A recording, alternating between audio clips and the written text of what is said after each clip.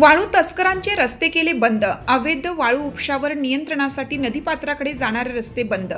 संगमनेर तालुक्यात अवैध वाळू उपशावर आळा घालण्यासाठी महसूल प्रशासनाने कडक पवित्रा घेतला आहे।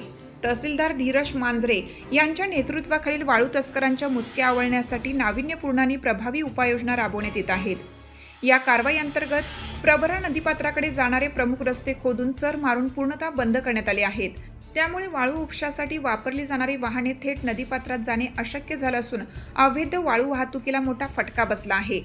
महसूल प्रशासनाच्या या धडक कारवाईमुळे वाळू तस्करीवर प्रभावी नियंत्रण येणार असून नैसर्गिक साधनसंपत्तीचे संरक्षण, पर्यावरण संवर्धन आणि नदीपात्राचे नुकसान रोखण्यास मदत होणार आहे।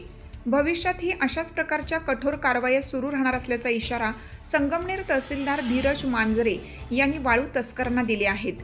या कारवाईमुळे नदी परिसरातील नागरिकांनी समाधान व्यक्त केले आहे।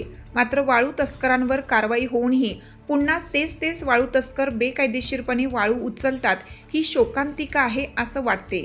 महासत्ता न्यूज संगमनेर।